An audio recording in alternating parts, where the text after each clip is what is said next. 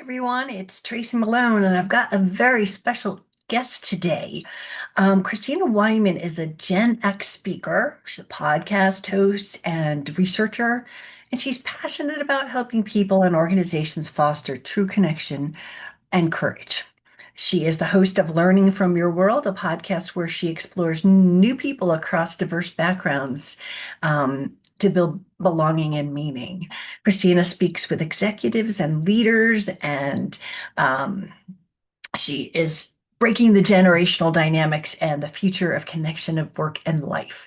Her work bridges like research and storytelling and practical strategies to help individuals and organizations thrive in an era where disconnection is all-time high. Phew, that was a lot. She's awesome, is what we're saying, right? Today, we're going to talk about beyond interaction, the loneliness epidemic. So let's go meet her and let's find the courage to connect and get through the loneliness connection. Let's go meet her. Hi, Christina. I'm so excited that you're here today. Hello, and I'm so excited that I'm here today as well. Thanks for letting me come on.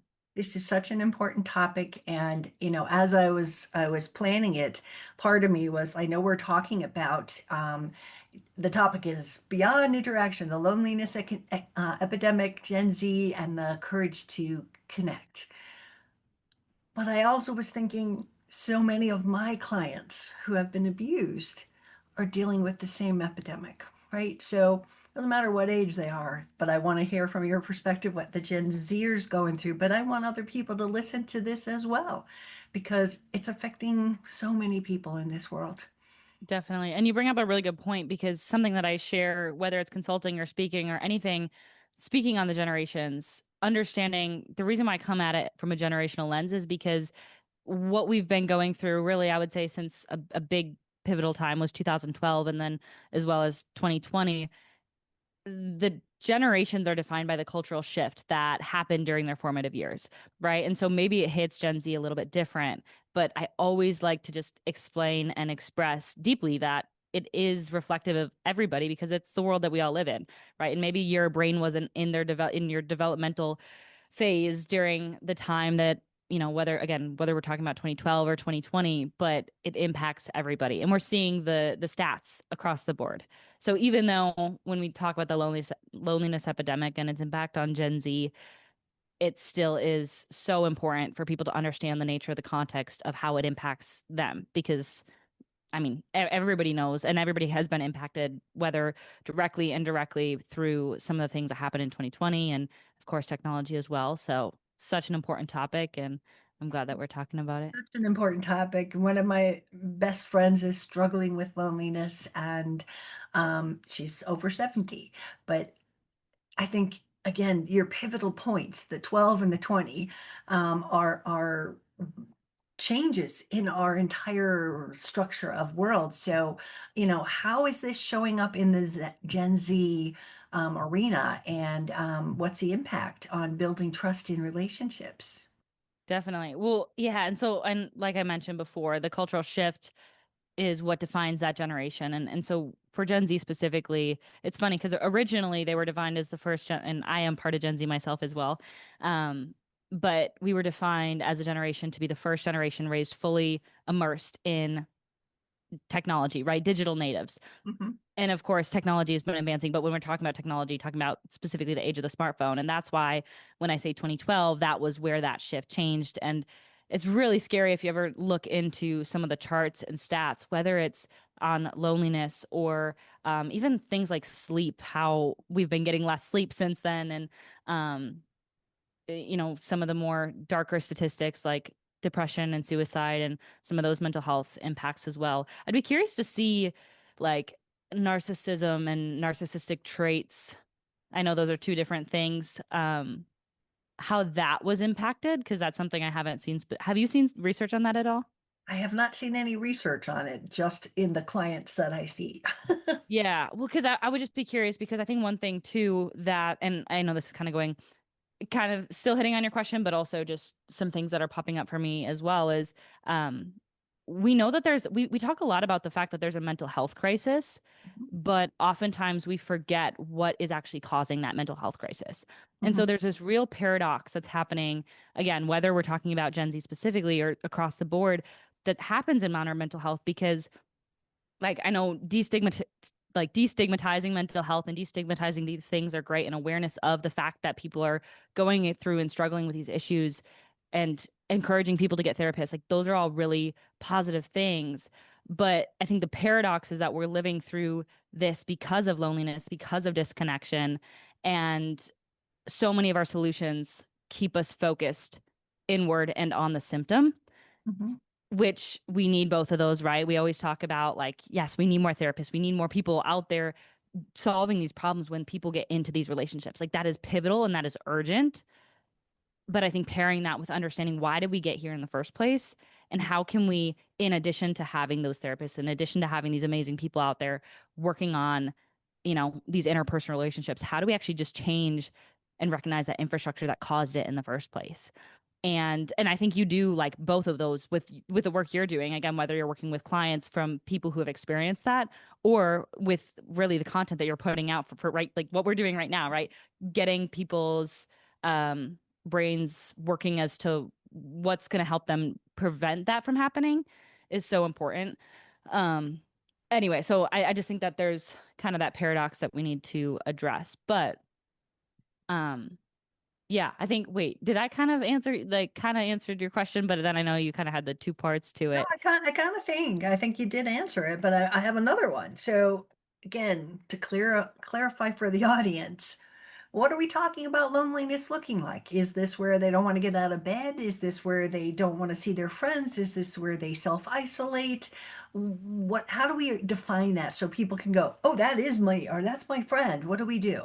No, it's a really great question because it can, and a little tricky because there's so many different ways that it can look. And I know you mentioned like having somebody who was experiencing loneliness from who was one of your clients, right? It doesn't necessarily always, I think, because we adapt to whatever the situation is, it's not always like a red flag of like, oh, I don't see people X amount of days of the week, right? It's not necessarily something that you can um say black and white, like you are experiencing loneliness versus you aren't. And I think that's what's so dangerous about it is sometimes you can be going through, I know for myself, when I had experienced like just a disconnection period, ironically, with different relationships that I had who were isolating me. I think I didn't realize it until after the fact. And I think that's why it's so dangerous, is because it can pop up in very subtle ways. Um, but you know, one other thing that I talk a lot about is the courage piece, because connection and courage are so deeply linked, because when you have connection, you have the psychological safety to be able to take risk. You have more capacity to take risk. And when you have more capacity to take risk, your comfort zone starts to expand, right? And so you're going to be doing more things that scare you, because when you think about what connection actually is and what loneliness actually is it it it is a risk in itself. Because if you think back to like how we were designed as humans, right, in tribes, loneliness meant that if you were on your own, you didn't have a tribe of people to back you up in the things that you were doing. And so because that's an inherent risk on its own, it creates this issue that we can no longer expand our comfort zone. We can't continue to do the things that were, maybe challenging before. And so you have these two different loops. And I bring courage into this as well because I have some parents, and I've had this conversation with a lot of people, not understanding why people don't, like, why their son or daughter. Have you heard of people like not getting their driver's license, for example? Mm-mm. Okay, No. so a lot of parents have, I'd be curious to see like what parents say. But whenever I bring it up with somebody who has a Gen Z or somebody in this age group, they're like, I don't understand what's happening with this, right? So a lot of people now are not getting their driver's license when they turn 16. And a lot of parents are really confused because they're thinking, okay, well, I have, like, when I was 16, that was the first thing that I wanted to do, like go get my driver's license. And I actually was interviewing an anxiety coach on my podcast, and she had a lot of parents who were coming to her and just like, what's going on?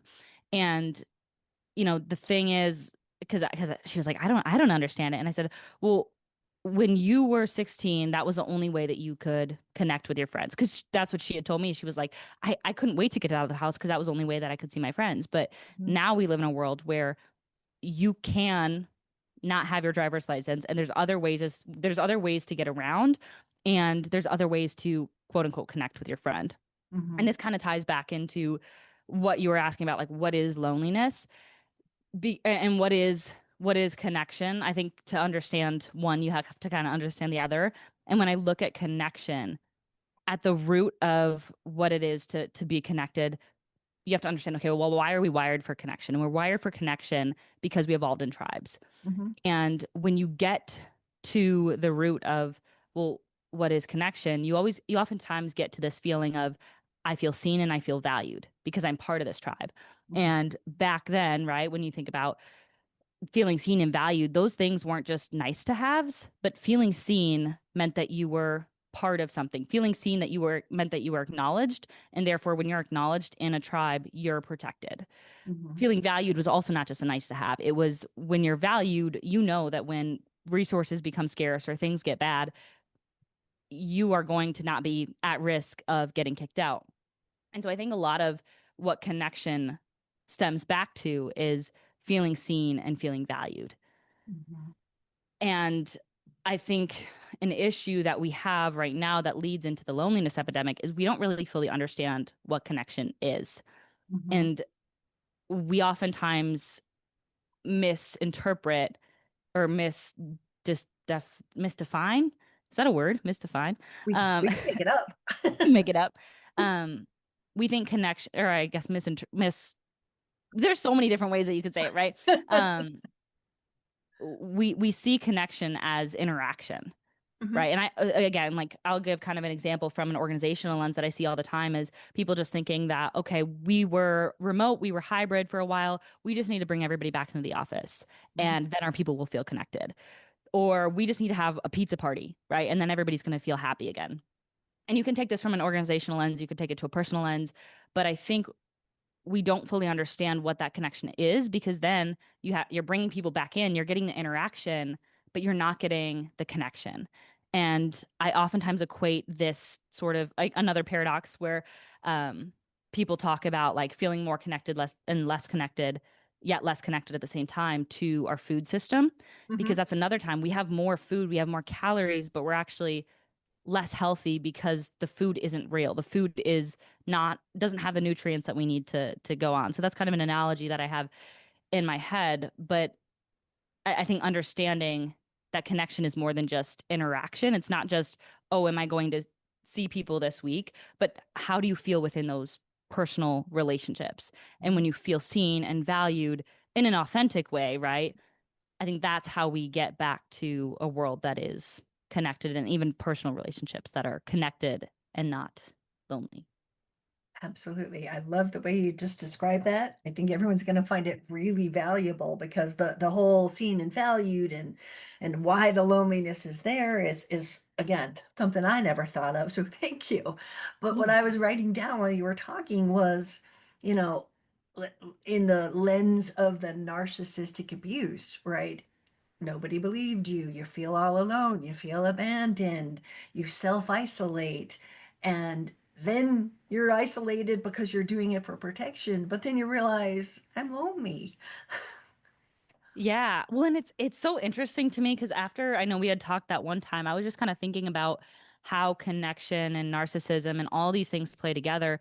And I had so many different light bulb moments of like how, again, how these connect. And like one thing I was thinking of was when you think about some of the main red flags and ways that people manipulate, so much of it ties back to connection, right? Because manipulation thrives off of disconnection because when someone's cut off, they're more vulnerable to being controlled.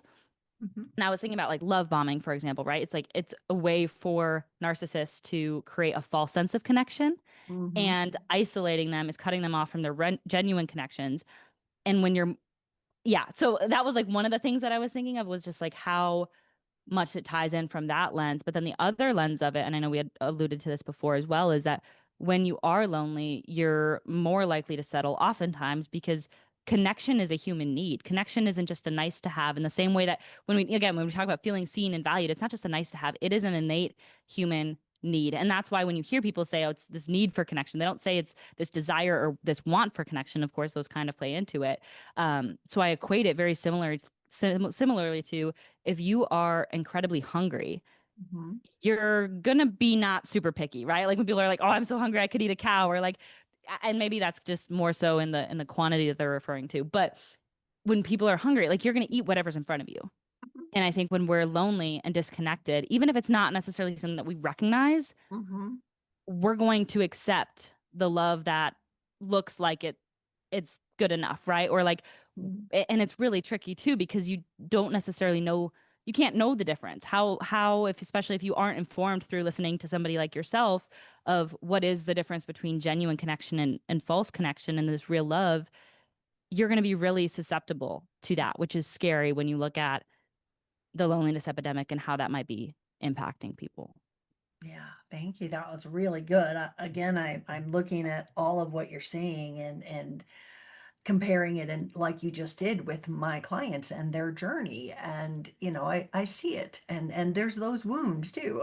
You feel abandoned, you feel lonely, you feel like the world is against you because the narcissist turned them against you and now you're alone again. So it's layered. It's like a 7-layer cake of so many ways people can be enveloped in this loneliness epidemic, right?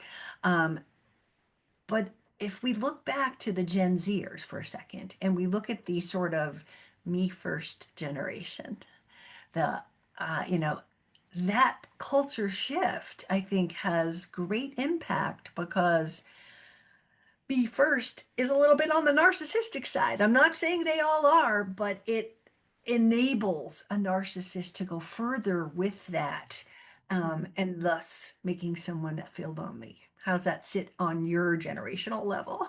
Definitely. And I think it's interesting just to look at again, I like to zoom out and just look at the progression of how we even got here, right? Because you talk about the me first culture and it's been interesting to see how technology and when I say technology, it's just different technology ever since like the invention of the pencil and like coin, like that's all been technology and it's all contributed to how we've gone from really more of a collectivist society to, I would say, maybe we turn more individualism or turn toward more of an individualistic society around like the 1980.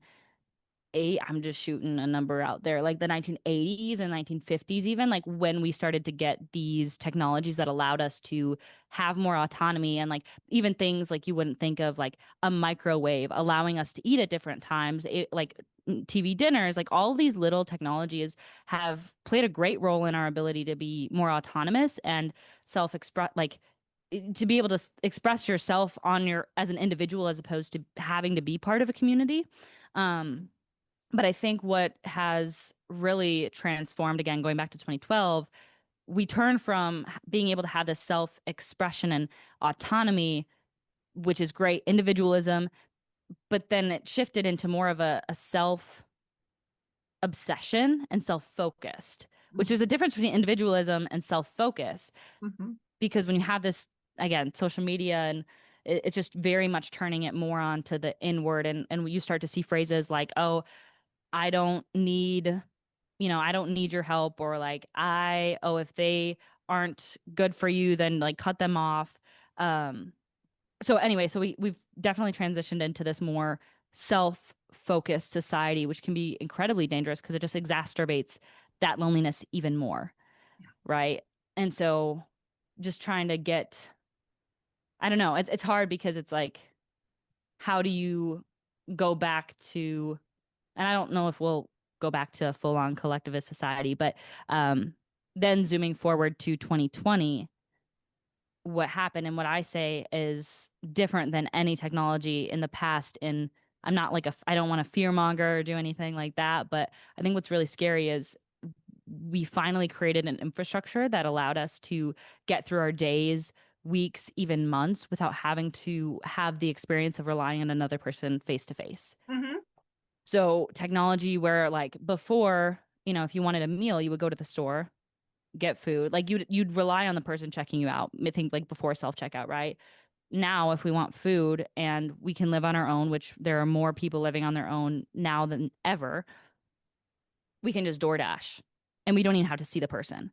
Or like I could list like hundreds of things because when we had to create that infrastructure of social isolation because of COVID, we had that. But what's really dangerous now that we have that infrastructure is our brains are wired to always choose the path of least resistance because it's trying to keep us safe, right? Our brains are trying to keep us safe, but in doing so, we find ourselves, and it's funny because I interview people all the time who have said they're extroverts, and a lot of times they are actually experts in connection. And they come to me and they say, I still choose to have Zoom meetings. I still choose to order DoorDash. I still find myself canceling plans with friends that even though they love connection and they love, they know the importance of it. But what that tells me is that they're choosing it because our brains are like that's just how our brains are wired to choose that path of least resistance. And that's what's very scary to me in seeing that we have the infrastructure where connection is now no longer, required to get through our day. Mhm. Top of the fact that we already have the self-focused culture. Yeah. And what you're describing in the interaction and connection piece here is, you know, as you said, like, Uber Eats and all that, I was like, yeah, twice a week for Tracy. I'm like, that's my special thing where I used to go out. I used to, right? And Yeah, so it does become sort of, we called it nesting. You're just going to stay home and take care of yourself. And yet that isolation leads to the loneliness, the going to the grocery store versus pushing some buttons and it showing up and you bringing it inside, right? There is a lot of that is becoming removed from society. I mean, we don't even have to go into a store very often. We can drive through for some quick food, right?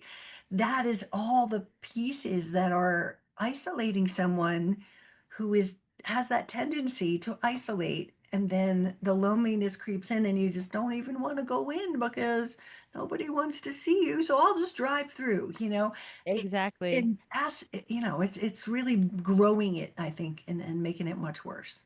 Definitely. Well, and it ties back directly to that whole paradox that I'm talking about in mental health is like when you, for example, when you think of self-care, like I don't know if you have this image, but like I have somebody staying in and, having like a spa night by themselves watching a movie. Why does my mind go to that? Like Mhm. that's not, I mean, and sometimes don't get me wrong, because sometimes that is what people need. Like, Yeah. especially if you just had, a super busy week where you had a lot of human interaction and you need that time to be by yourself. But if you're somebody who's already struggling with loneliness and whether you experience it physically or not, is that really what we need to like from a self-care standpoint?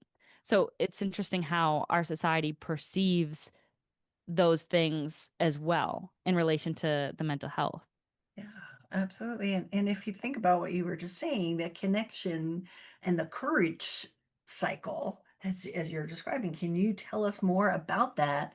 Because it does take courage, I'm imagining you're going to say, to get out there and go to see your friends instead of going, I'll self-isolate today.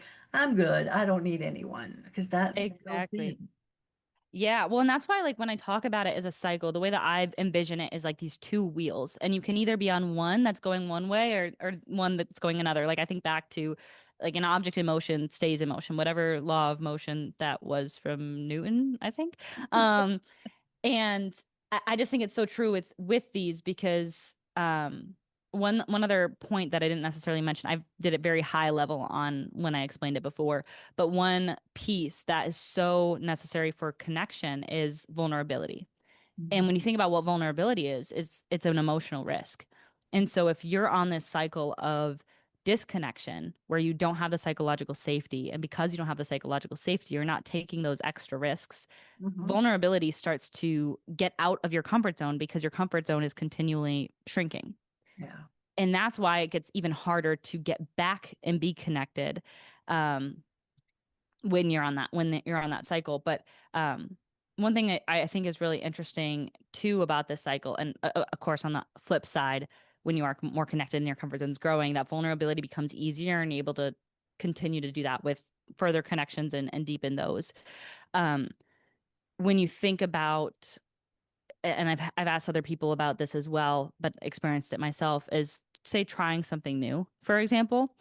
Um, you and I had a period of time where I essentially prescribed difficult slash fear-inducing things, semi-fear-inducing things, weekly to myself, 2022. And I found that, first of all, about 3 months in, the hard things started to get easier. But I also found that when I would do something with somebody else, if I could bridge connection into that, like, for example, if you're going to go, one of the things that I had on I called it a weekly veer task, was going to an MMA gym by myself to start doing jujitsu. So that's actually how I got started doing jujitsu. And I, I mean, I ended up being fine with that. But if I had done that with somebody else, it would have been, maybe, I don't want to say it would have been more rewarding. I think it probably would have been more fun. Mhm.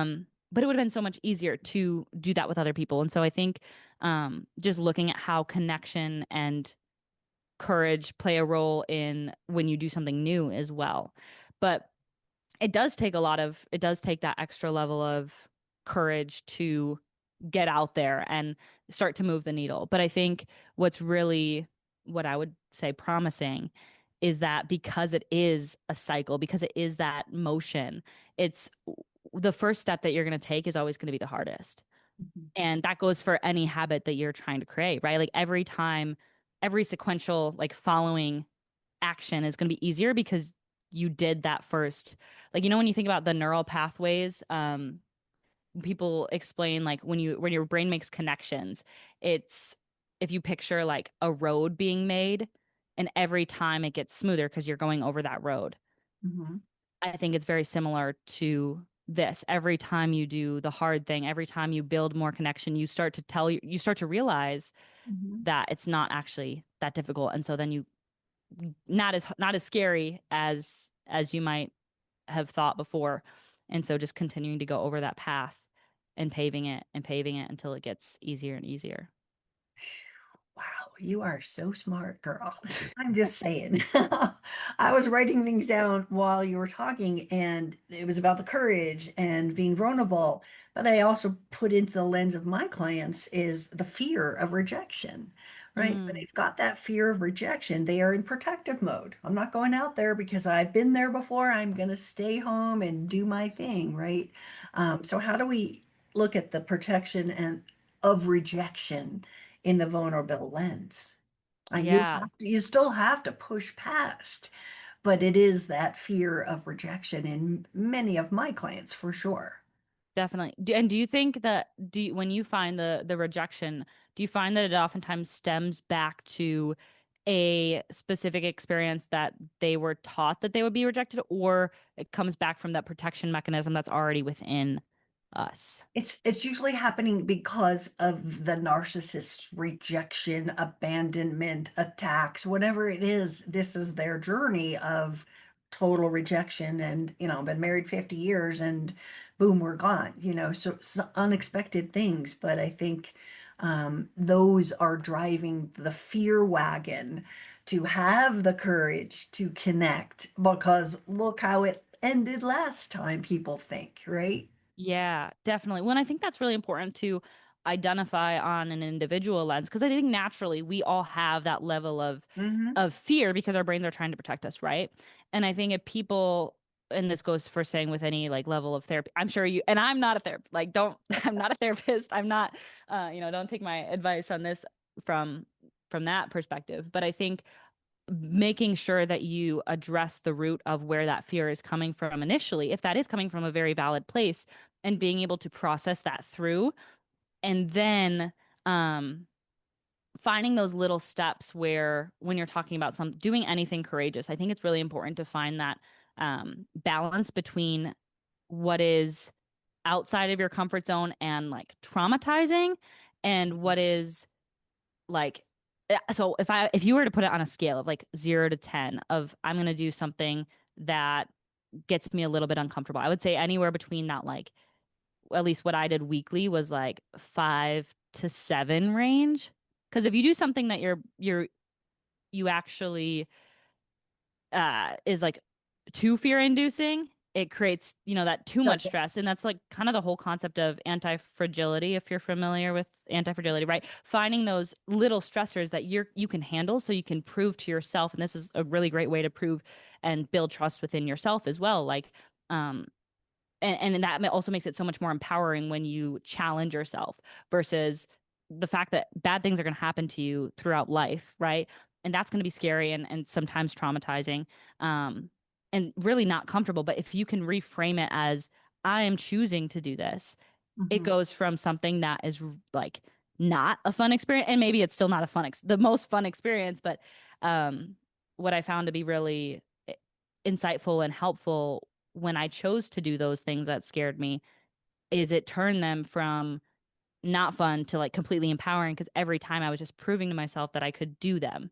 mhm, And yeah, so again, going back to your question though, like I think as long as you have identified and processed through that experience that created that fear of rejection, that was very real because somebody going through fear of rejection because of a specific instance, like somebody maybe have developed like PTSD or a level of that, might not be the best way to go about building trust in the same way that somebody who doesn't have that, right? Like they're going to look a little bit yeah. different. And I think processing that initial trauma or experience is really important. And that too, like there's trauma and then there's also just natural, like even you think back to your childhood, maybe you didn't have a specific traumatic experience, but maybe those childhood wounds or whatever it is have developed into the personality and maybe fear of rejection as well that you have. So I think that self-reflection piece,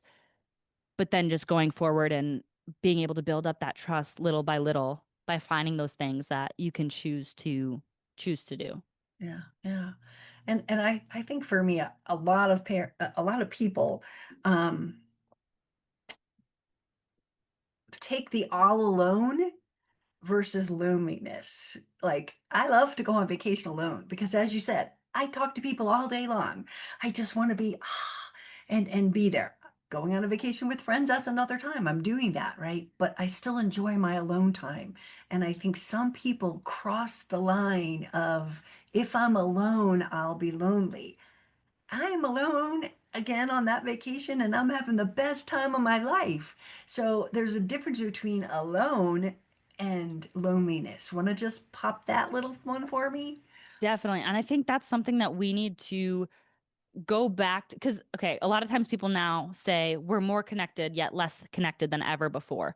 And there's this dichotomy. And what that tells me is that, and I don't agree with that statement, but I agree with the intention. But what that tells me is that we don't understand the difference between connection and interaction. And this isn't the first time that, like, because people are always like, oh, we're focused on technology and social media and what that's done to us. But you can go back to even a face-to-face interaction where you can be lonely in a room full of people. Yeah. And I think people used to talk about like this concept of alone versus lonely a lot more before the technology became the problem. And so I Hmm. think now we're focused on like how do we get that interaction back because we were socially isolated physically. So don't get me wrong, I think that is important. I think that social interaction is necessary in the way that calories are necessary for food, but it's not the whole thing. And it goes back to exactly that whole alone versus loneliness perspective. And, it's really, and this is really sad, but a lot of people who you might find who struggle with depression or have maybe experienced something like to the extreme of that. Hmm. I don't know if you've had this with anybody that you know, but I've known people who have really struggled with this who have so many friends. Like they are the life of the party. They have all like Hmm. everybody loves them. And so when this stuff happens, everybody's like, well, and of course, there's so many different reasons as to why somebody might be experiencing depression or any of these negative mental health impacts. But sometimes, and a lot of times, and I've had conversations with people who are in this position, um, they don't feel that connection. They don't feel like they are not alone, certainly not alone, Yeah. but they feel Alone. disconnected, Yeah. alone. Yes. It's Um, the connection. Just because you're there doesn't mean you're having those valuable conversations that make you feel trust in them and in yourself that this is genuine, right? So it could be again the life of the party isn't always the happiest one. She might be Hmm. pretending, she might be, kind of a cover to just get through it. But it could also creep in, and the loneliness could be with the happiest person in the room. Definitely. Yeah. And that's also why when you initially ask about like, well, what is loneliness and why I go back to that feeling as opposed to like there's not really, a physical that I'm aware of way to say I am seeing enough people on a day-to-day basis. I am interacting. Like there's no Sure. interaction metric, I think, that could accurately display whether somebody's lonely versus not. And that's why it's also so scary as an epidemic because it's sort of invisible. Like we talk about when, COVID, you can see the epidemic levels of that and be able to like I almost use the word metrify. My Another good word, word. I don't know why. I'm like, I don't want to use the words that are actually already in the English language. I just want to make my own. Um, but like you can put into words and physically see the impact. Mhm, I mean, I guess we can see the impact, but we can't say whether another person is experiencing this or not. mhm. And I Yeah. just think it's really, really important. And that's also what's so scary about the whole self-focused culture is we don't notice that as much in other people. We're focused on ourselves, and especially if we're trying to focus on ourselves to improve our own mental health, ironically, it can kind of actually do the opposite because you'd think if you're experiencing a negative, like one example, and this might be like a hot take, but like affirmations, like self affirmations, I think are really important, especially if you struggle. I shouldn't say if they're really okay. I have a love-hate relationship with them because I think some people again, it's like so nuanced, so it depends on who I'm talking to, so it's really hard to like say a general statement, but it's a really great example of okay, you feel, maybe you feel a certain way about yourself, so we think to counter that, we give you a positive experience about yourself. But either way, the spotlight is still on you, and that's a lot of pressure. It's a lot of pressure to have the attention all on you whether it's positive or negative. Mhm, And another kind of concept that I talk a little bit about is the difference between attention and attunement. mhm, And that's kind of where I find there's a big difference in when people talk about like, oh, we're more connected but less connected. We have more attention on us than ever before, right? More spotlight, more people can just know what is going on in our life than ever before. And of course, you have a little bit of control over that with something like social media. But at the end of the day, like people are paying more attention. You're more observed than ever before, but we have less attunement than ever before. So attunement meaning things like eye contact, tone of voice, this actual relational piece of connection that's required for it. And I would even argue that having more attention and less attunement is more dangerous than if we just didn't have the level of attention at all because it puts our brain on this sort of fight or flight like stress mode because we're always in this performance. We always know that like I'm saying this and you might not consciously think about it, but subconsciously a lot of times our brains are heightened to just knowing that we're being more observed.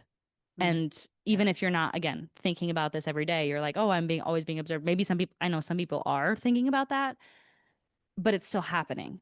And so again, going back to this, how does this self-focused culture impact it? I think, you know, we have more attention, less attunement, on top of the fact that we think that the solution is, oh, well, let's just think positively about ourselves. But then we're still, the focus is still Give it. inward.